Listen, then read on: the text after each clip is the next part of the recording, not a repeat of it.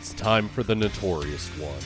Today, Nick and Mike tackle one of the most divisive albums in heavy metal history, giving it its day in court.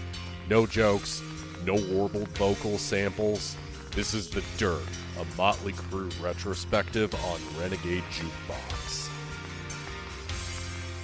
What's going on, everyone? Welcome to another episode of The Dirt, a Motley Crue retrospective on Renegade Jukebox on renegadepopculture.com. My name is Mike. Joining me, we've got Nick.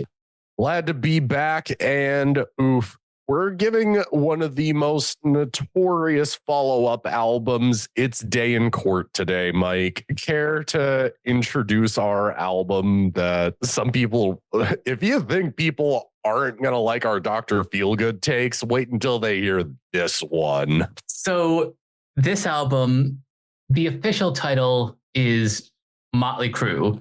It's their self-titled album from 1994. But I don't think that does the album justice. In my opinion, the correct title is Karabi Crew. I was going to save that for a little bit later on after we say our actual feelings on the album. But yeah, no, that's a fair point. That's a fair idea to bring it up at the top, to be honest. So do you want me to just kind of pick up where we left off on, just to kind of fill in the gap? Because we do have a 5-year gap between albums here. Yeah, so to quote that old VH1 show, where are they now? Or now at the time. So Motley Crue finish off the We Have Poison at Home tour. I mean, the Dr. Feelgood tour, of course. And then we get a greatest hits album called Decade of Decadence. Obviously, we're not covering it because we have no time to go over 6 separate greatest hits albums. Yes, this band has 6 greatest hits albums. For the life of me, I don't fucking know. But to be honest, the one original song on it, Primal Scream, it's a pretty solid cut from them. It's definitely a heavier tune, more chunkier riffs on it. But to kind of cut to a little bit more of the chase, and since we mentioned that we're calling this album Karabi Crew from here on out, by the beginning of 1992, we actually get our first lineup change in the band, obviously, and that being Vince Neil is out. Whether he was fired or quit of his own chagrin, we'll let you guys debate it. This isn't a Wikipedia, sir. This is a free podcast for you to listen to while on lunch. But the point ultimately is Motley Crue ends up getting John Corabi on vocals. They bring him through an audition process because Nikki Sixx liked his band The Screams album. He said so publicly in an interview. Corabi wanted to give his information to him, and once Vince was out of the band, they invited him to audition, much to the dismay of all the people who just want to hear Vince talk about how he's got Big Mac 103 in his honk. Wow.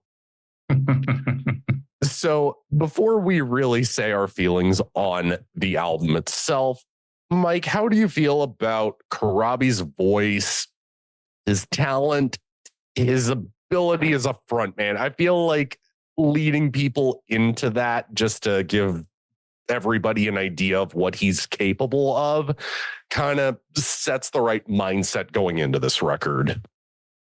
Okay, so without giving qualitative comments on the album itself, something I notice about Corabi just as a performer is I think it goes without saying, he has a different energy than Vince Neil. He's got more muscle in his voice, and just as a musician, he brings more to the table. For one thing, I think this is the only Motley Crue album with 2 guitarists. Yep, it is. And that already adds more depth to their sound.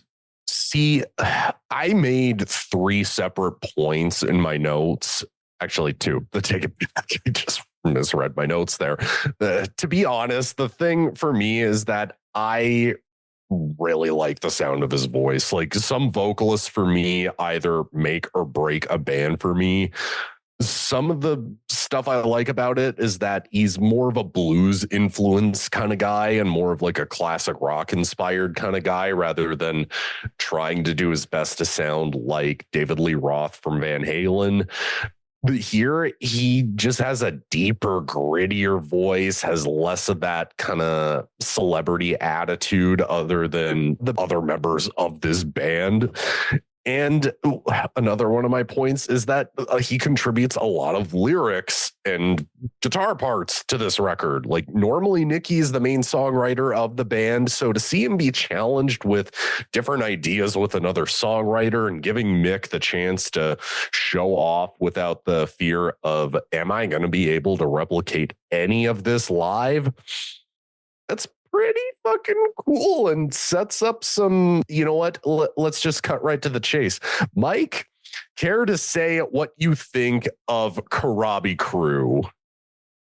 Oh, this album is, I'm going to use a G word. It's genuinely great. The way I've described it in my initial listen, I kind of felt it was a mix between like the heaviness of Pantera. It's got the Bob Rock's like style of the Black Album and a little bit of that Soundgarden, Alice in Chains grunge style. We actually had this arranged. You were supposed to drop, I think this is Motley Crue's best album, and then we were supposed to drop in the sample from How High of the guy on stage getting told, boo this man, boo, because I've got to back you up on this one 100%. I think this is the best album we've listened to of the bunch. Like, for real, people. We call this Karabi Crew not in the sense that it's like a pejorative. We mean it with the deepest of compliments because, for one thing, like you said, it's much heavier than the previous 5 albums ever were. It's finally the darker album from Motley Crue that I've been clamoring for. And not once re-listening to this thing, despite it being an hour in length, not once was I going, this is just boring, meandering, and just repeating the song title at you for like a good solid 30 seconds before cutting back to the main riff and yada, yada, yada. You can go listen to our previous 5 episodes. But for me, I think this is a hidden gem that gets overlooked by a lot of people. And I think it typically tends to be nostalgia, especially when you get Rolling Stone articles saying that this was one of the biggest mistakes in rock history and going as far as to say that this is an industrial album. No. You guys have the wrong fucking record. That's the next one, which, yes, Generation Swine is going to be coming next week. So we're going to keep our mouths shut about that one. But like Mike had mentioned, Bob Rock is back to produce this thing, and no Saint Anger jokes this time, because honestly, it's like he took everything that made the production on the Black Album great and had Mick Mars listened to a lot of Cowboys from Hell and Vulgar Display of Power over the last 2 years. And I almost feel like just cutting straight into the music, because we just get into a huge chunky riff and Tommy getting a badass drum fill for the intro of our song. Yeah. Power to the music is, I know I've gotten a bit repetitive when I say this is a great opening track, but this is a great opening track. It's got the crunchiness. It's got a great riff. Every single person in the band brings their A game to this. It's just awesome. For me, the thing I couldn't help but notice, if you close your eyes, you can almost kind of picture Black Label Society playing some of the riffs on it. And even Karabi's vocals towards the beginning, like the pre-chorus section, you can totally picture Zakk Wylde singing some of this. Now that you mention it, I definitely hear that in this song. Yeah, we obviously know Black Label Society wasn't a thing in 1994, but like if you go and listen to it, it does sound like that and it works. And you get the main thing that I don't feel like I've given enough credit to is Tommy Lee's drumming throughout this entire record is fucking killer. He is demolishing that goddamn drum kit. I can only imagine how many times the skins on his drum heads had to be replaced. Like, it's kind of unreal, especially that drum fill about 3 minutes into the song and then launches back into that main riff. Oh, yeah, that's the good shit right there. That's what I've wanted from this band for so long. And especially just the lyrical content alone. I know that we mentioned that it's the first time Nikki really had to work with other songwriters, but for real, the variety of lyrical content on this thing, like this being more about, government control, the power of music itself. It's kind of an awesome way to kick off a record. Yeah, it has more substance than the last couple of records, especially as much as I had fun with it. Girls, Girls, Girls is kind of frivolous compared to this. Yeah, eventually just the party girls, that was the band's kind of attitude, is that they just wanted to get away from a lot of the glammier shit. And that was the right direction, especially given it's 5 years since your last album. Glam is gone. Even thrash is having a hard time dealing with the fallout from Nirvana and the grunge stuff. Like, this was the best possible decision for the band to take. And there's a lot of arguments that people try to make that, oh, they should have changed their name and released it under something else. You got to remember, they had I forget how much money, but it was like millions for the record industry at that point for Motley Crue to re-sign to Elektra Records. And then the gambit that they took on Corabi being the front man, that's got to take some fucking balls to do that. Yeah, a lot of respect for them to actually commit to that. We'll talk about the reception at the end, but just it takes a lot of bravery to have a new vocalist and change their style. Well, in this case, again, adapting to the music trends of the time without just sounding super derivative of it is super important, especially given that we're just on the cusp of nu metal being a thing and, becoming popular like at least 4 years after this album drops. I feel like hopping right into the next track because there is a lot to talk about here too. Yeah, Uncle Jack is just another one of those like tasty Motley Crue songs. For me, the music behind it has a lot of power. It starts off with that creepy crawly riff, but at first you're like, is this just going to feel super light and thin? And then you start to feel the effect of the two guitarists. The main riff, it sounds admittedly like Soundgarden a little bit on some level, but as soon as Corabi comes in to back up Mick, it just feels that much chunkier when he starts singing. And Mick's solo on this thing is my notes are literally Mick's solo is fucking awesome, especially the timing of it after Corabi lets out that scream, "I'll rip your fucking heart out." I didn't say it verbatim. He says, "I'll rip your goddamn heart out," but still, you guys get the point. Just the timing of it is just flawless. Mm-hmm. Absolutely agree with the solo. The solo is incredible. So I do feel the need to bring up the lyrics because this, especially given how much shit we gave all in the name of rock and roll off of Girls, Girls, Girls, this goes to some really dark territory and it works.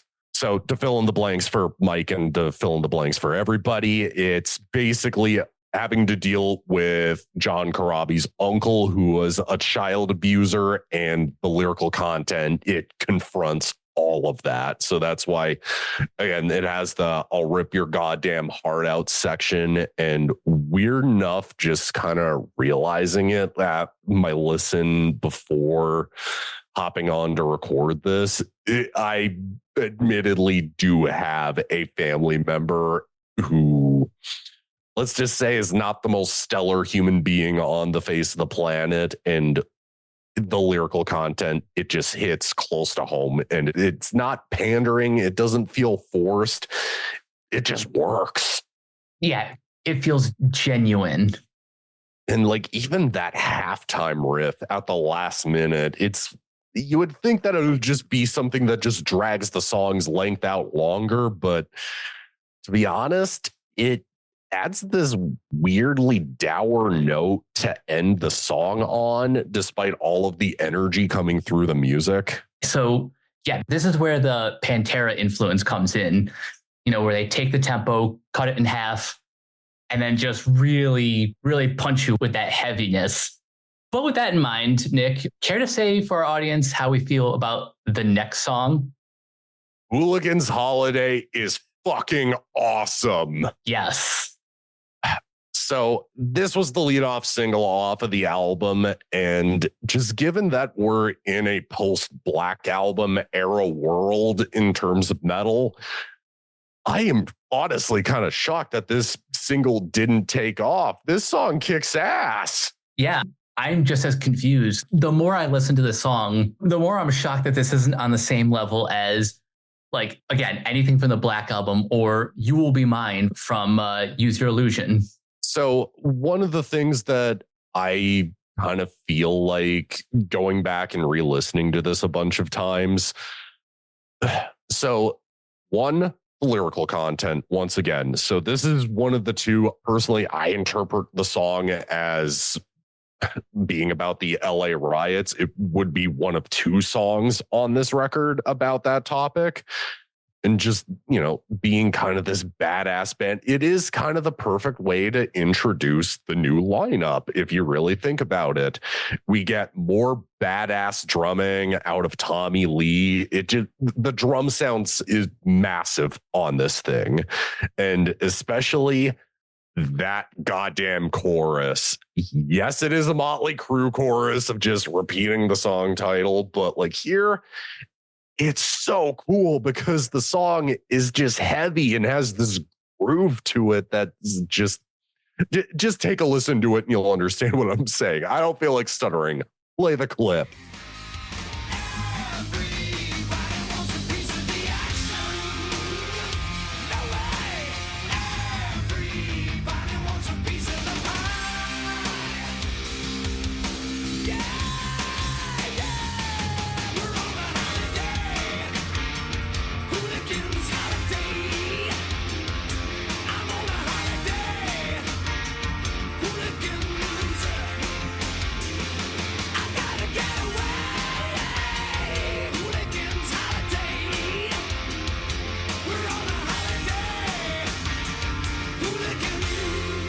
And Nick's solo too. It's more bluesy and kind of subdued, but at the same time, the song calls for it.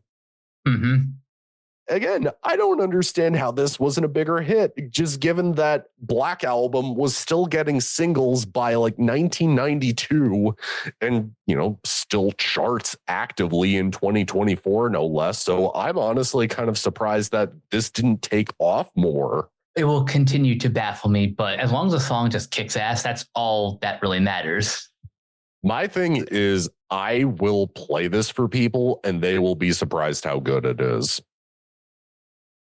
I think what we should do is show this to people who have never heard of Motley Crue or don't know who John Corabi is. Or just try to ask people, hey, what do you think of the John Corabi album? And if they say they hate it, play them this. Yeah. Enough said, because seriously, guys, just pause the podcast, come back and listen to it once you're done listening to Hooligan's Holiday, because seriously, it is such a great song. It's the perfect lead-off single. I don't think that you could have picked a better song to promote this album with. And I understand Super Unknown by Soundgarden came out around roughly the same time frame. Yes, I understand we're about a month before Kurt Cobain dies, but for real, like even for the time period that we're in for just metal and rock in general, I'm still I don't have the answers. Let's just talk about the next song before I just start stuttering more and wondering, like, how the fuck did this not get more popular? Okay, I've said this before about the title for the next track, but I have to reemphasize Misunderstood kind of just describes the album as a whole. So I'm going to prefix this conversation by saying this. I know we've tended to dunk on Motley Crue ballads. And while personally, I'm going to make the argument that aside from the first 2 minutes, this isn't really that much of a ballad. But here's the thing I've got to say. It is so well written. It is, for the lyrical content being more about all of these people who have gone through life and had it difficult, and, you know, just life slowly passing them by. It even spells it out in the intro of the song. It's not soupy or overwrought. It's generally pretty fucking great too. It has depth in both its lyrical content and in the music. And like we said before, it really does make a difference having two guitarists in the band, because you can add more layers to a song like this. Not just because you can even kind of divide the song in half. Like, there's a slower ballady part in the first half, and then the second one's like, nope, just kidding, we're gonna melt your faces. I have a little bit of a section just saying, Mick, you son of a bitch, you're showing off nonstop on this thing. But now, like, it's a nearly 7-minute song, and Motley Crue has not been known for writing longer tracks, but this thing really works. None of it I can point to and go, well, maybe this needed to be trimmed. Like, no, there's no filler to be found on this song. Nothing on it feels corny. Nothing feels scuzzy or gross or forced. It just all works super, super well. And where the main section picks up, it balances the hooky chorus, the string section. You still get Tommy just going nuts, doing drum fills nonstop on this thing. Mm-hmm. Should we also mention a certain backing vocalist who appears on the record? Ladies and gentlemen, Glenn motherfucking Hughes. And if you do not know who Glenn Hughes is, just go listen to the less popular Black Sabbath and Deep Purple albums that he is on, that most people have looked back on and gone, you know what? That is awesome. We need to go back and give this a kind of a fitting trend. Aren't you seeing? But yeah, no, like even his backing vocals, when you pick up on them on the song, it's killer. Mm-hmm.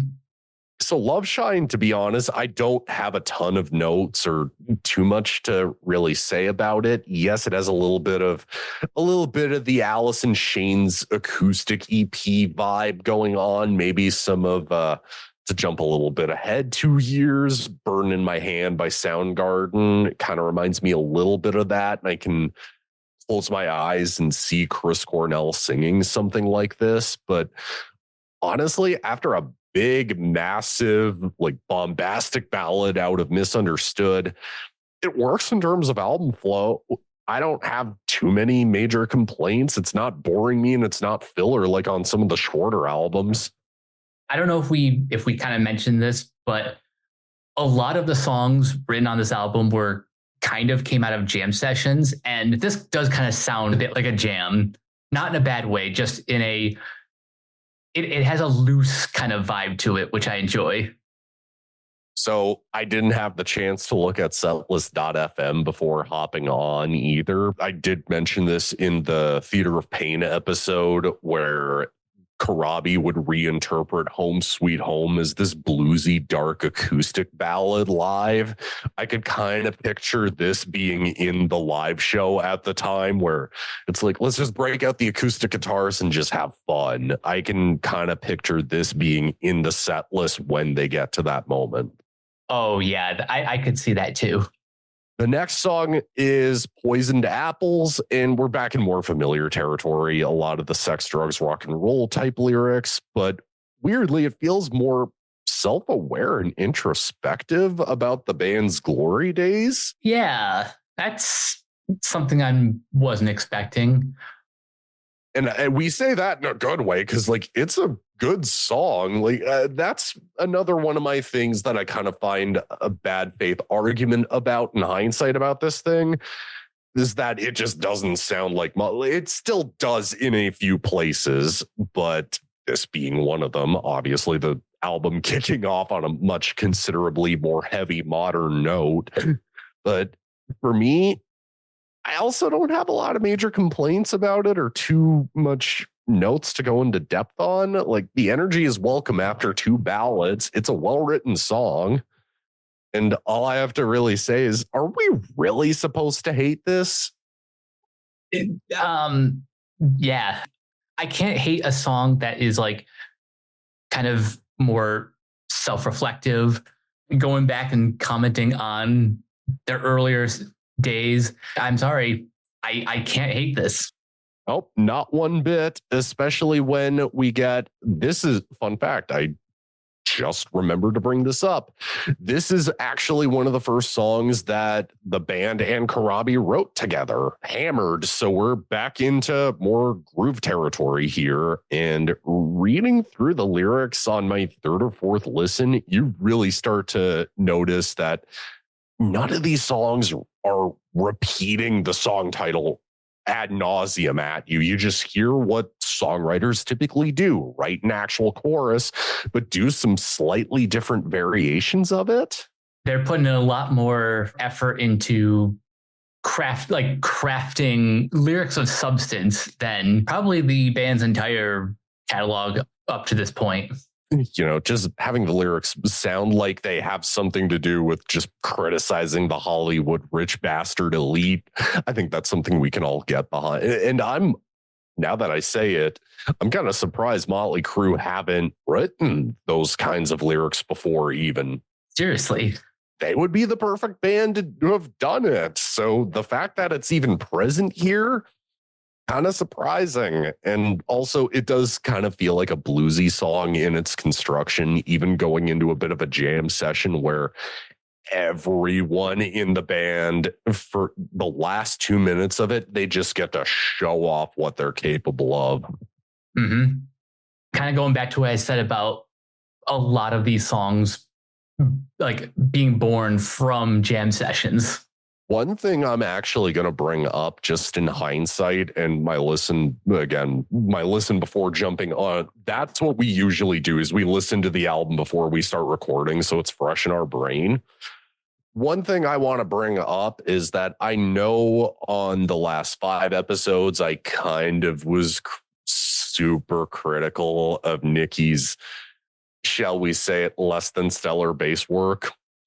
Honestly, throughout the rest of this record, he's showing off. Like, again, it's not super complicated fretwork. It's not like Steve DiGiorgio from Testament and Death or anything, but for real, like, he adds some solid groove work. He adds some solid foundation to the songs. It works better here.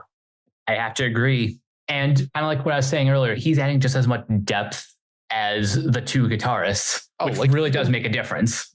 Even going back to Hooligan's Holiday, he gets to show off and just add little playful bits of his bass playing on it. So the fact that, oh my God, just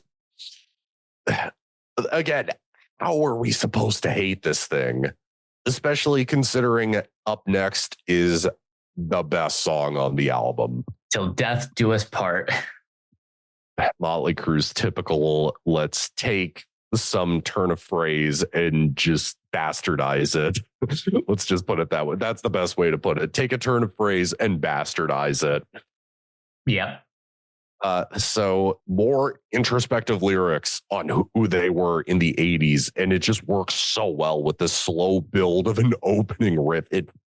The opening clean part just feels massive when you hear it, and then the lyrics being added on top of it, and I haven't even mentioned this yet. Karabi Crew was not supposed to be the original title for this. Till Death Do Us Part was supposed to be the original title. I'm actually not sure whether or not I would have liked that better as a title, like for the album. But now that I think about it, I could see myself really liking that just in hindsight. For me, I can kind of understand wanting to go with the self-titled route just to reintroduce yourselves after being gone for so long. But at the same time, it would be a cool sounding album title. To hop back into the song, though, like the chorus on top of just that opening and the lyrics, it's just huge. And that chunky riff on top of everything going back into the clean intro, it's perfect. Like it's perfectly paced for a slower, moodier, darker tune. And I know we've praised Mick's solo work a lot in this series, even as the highlight really of every record so far. But guys, take a listen to this.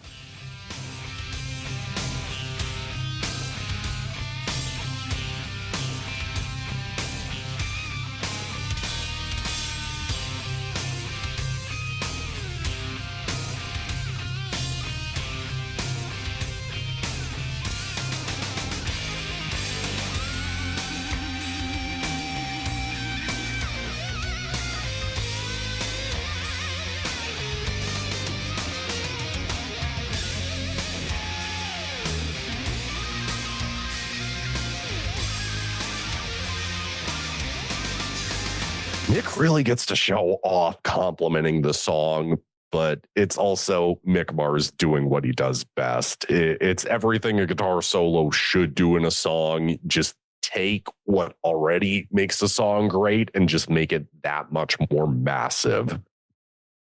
Oh, yeah. And again, just going back to what you said about the clean guitar, I cannot stress enough how much having two guitars in a band changes almost everything. And this is kind of where the Alice in Chains comparisons kind of come in. The way that that opening kicks off the song. I can kind of see where you're going with it, but for me, a lot of this album doesn't sound, aside from Love Shine, again, kind of harkening back to more like Jar of Flies and Sap, I don't really hear too much of that going on here. It's only a little bit. Fair.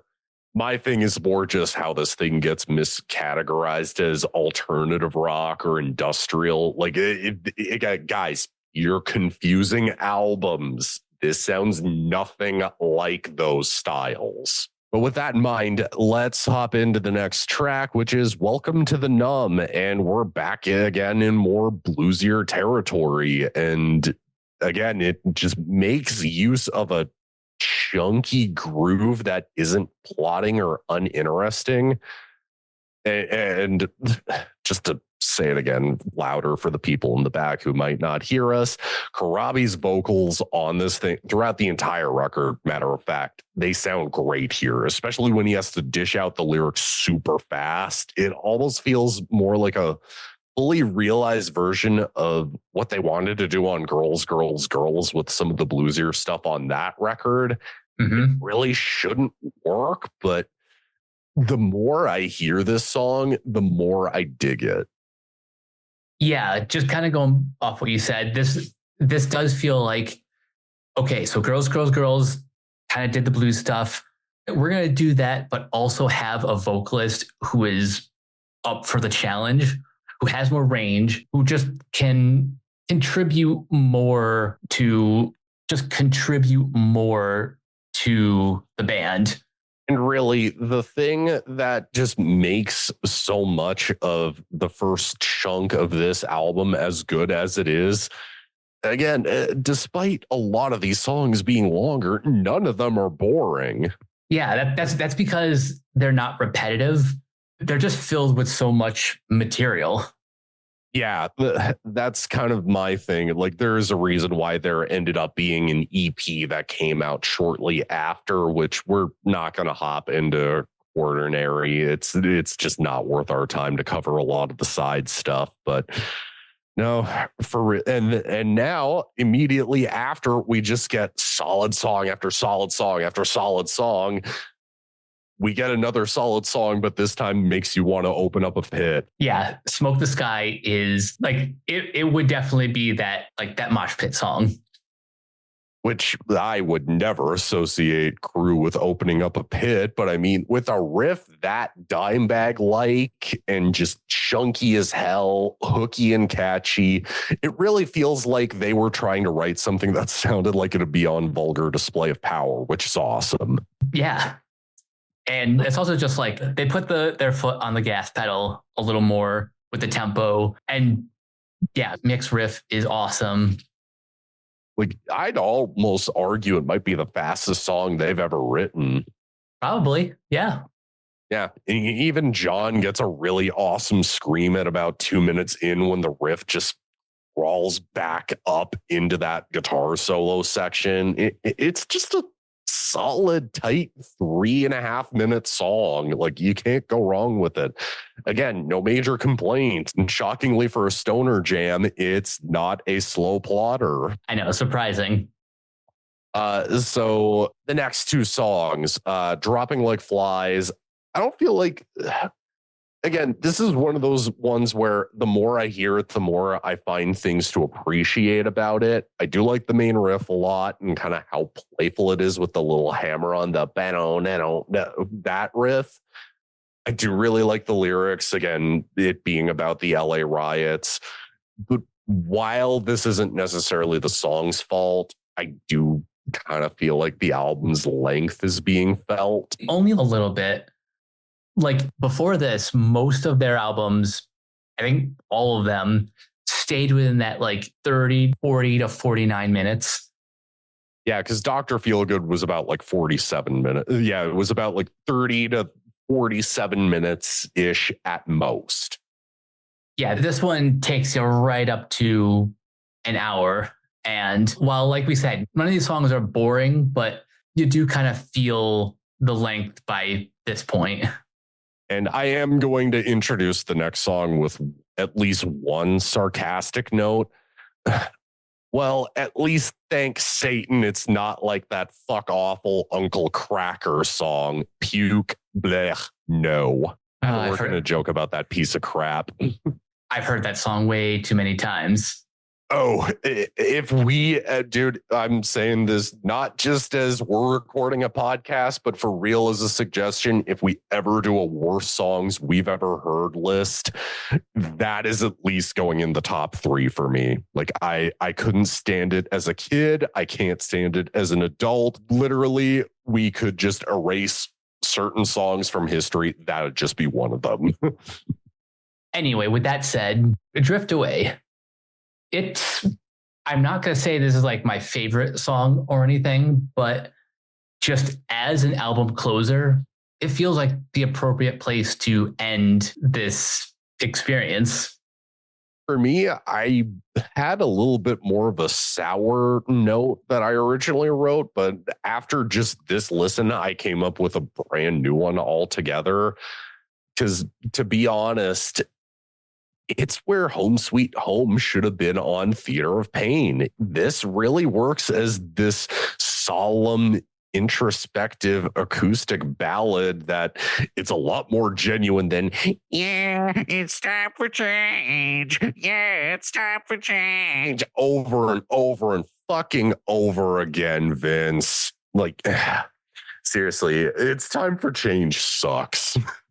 But no, Drift Away is probably the best possible way you could close an album that's much more darker and heavier and grittier while showcasing a lot of the bluesier influences out of your front man.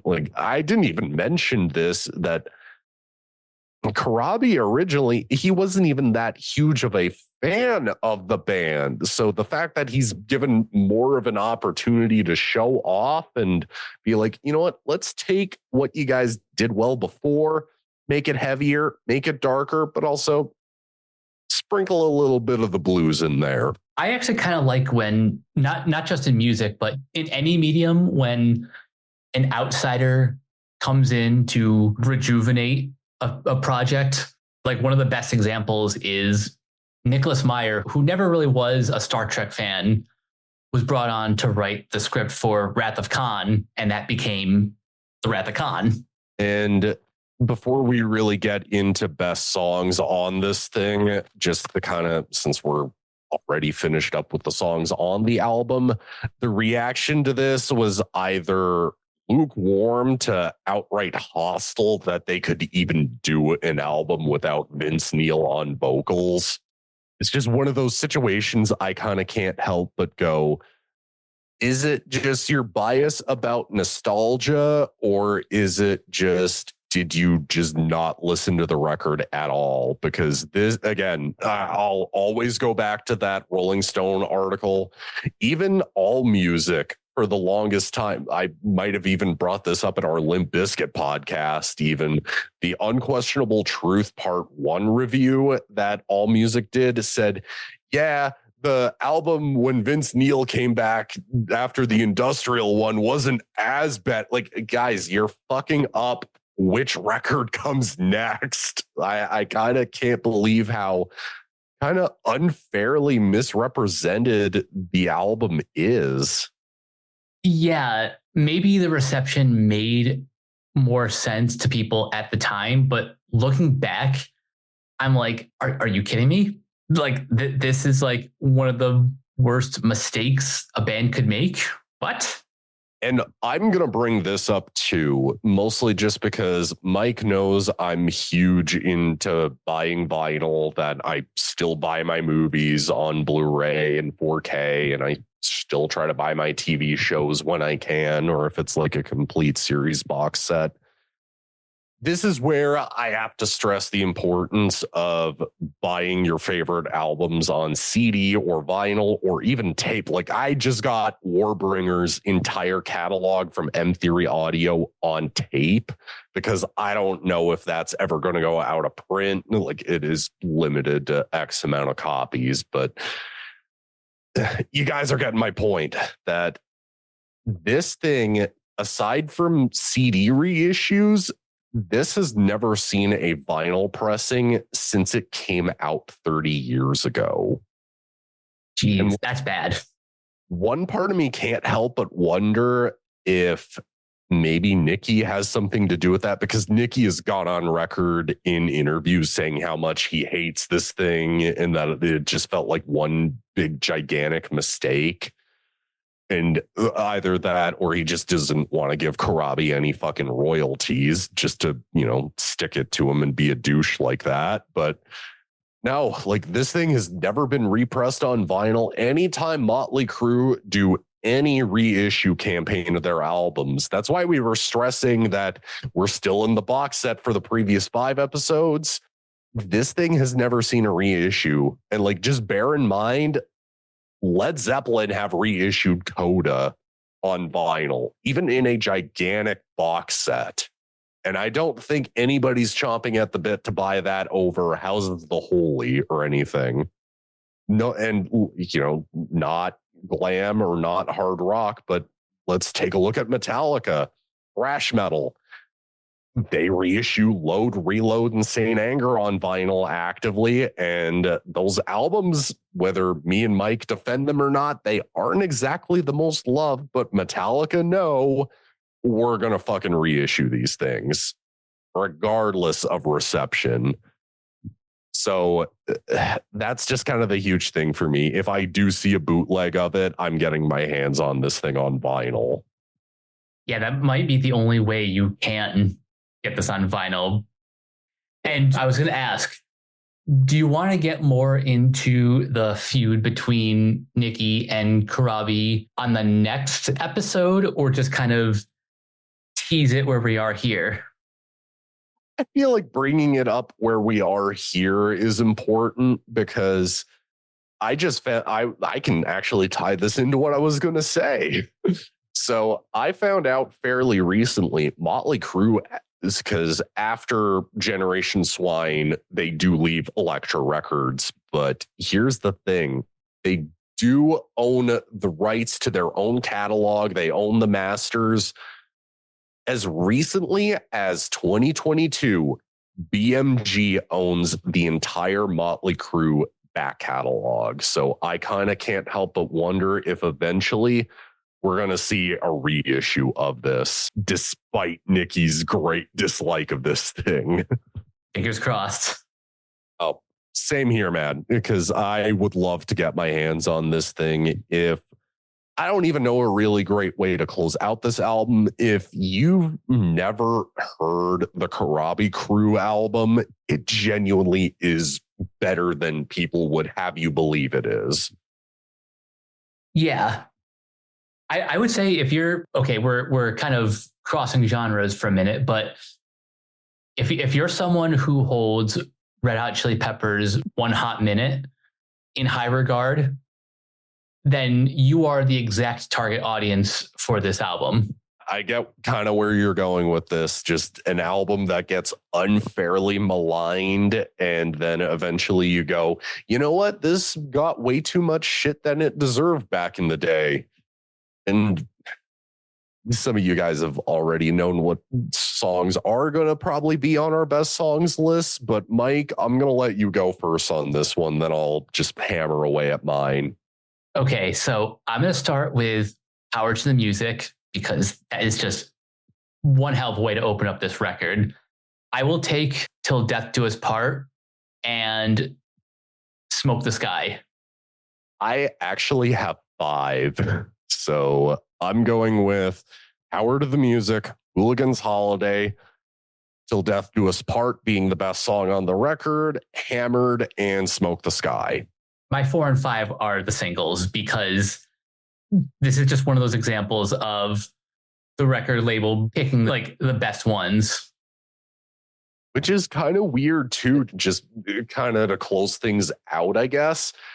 MTV not wanting anything to do with glam at all at this point, and just kind of shunning whatever video they throw their way, regardless of the song, regardless of the content, even in the videos, because the Misunderstood video, it had one allusion to suicide in it, and then people thought that was the reason MTV didn't want to play it, but apparently it was because Nicki did some interview where he flipped out on the person interviewing them. And this was not Headbangers Ball. This was just some MTV show, and the entire band just walked out of the interview, and MTV was like, fuck you, we won't give you any more airtime, get out. Wow. Yeah. And that also kind of caused Smoke the Sky's music video to just be thrown under the rug. So I guess the best way we can close out this to tie into the next episode, the band is in damage control mode. The reception to it, how little compared to the previous albums it sold, just given that Vince Neil beats them to the punch, putting out solo records and even experimenting himself on one of those albums, you can only sense that they're going to stop a potential implosion. And I'm just going to leave it at that. Just go listen to the Karabi Crew album, guys. It's much better than I think a lot of people online would have you believe. But at least, hey, it's getting its defenders finally, i.e. us.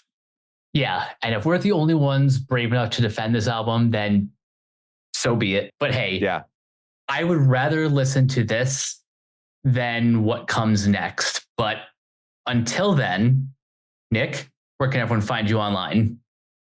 Super Saiyan Death Metal God on Instagram. I mainly post album covers, albums on vinyl, concerts I go to, movies I'm watching. I do have one thing in the works that will be coming soon. So just keep an eye on my Instagram mainly. Just go shoot the page a follow, go binge like the page, help me combat the stupid algorithm, because Zuckerberg, like, why did you create the worst algorithm in the history of anything aside from YouTube? Yeah, that algorithm is the worst. Anyway, you guys can find me on various social media sites at Captain K42. You can check out my quick thoughts on letterboxd.com/Coach K42. And you can follow Renegade Pop Culture on Facebook and that place at Ren Pop Culture. You can also find us on YouTube, on Podchaser. Consider supporting our Patreon at patreon.com/Renegade Pop Culture. Listen to all of our podcasts on Spotify, Apple Podcasts, or wherever you listen. And last but not least, everything can be found at renegadepopculture.com. You can escape, so do we. That'll do it for this episode of Renegade Jukebox. We will catch you guys later. Peace out.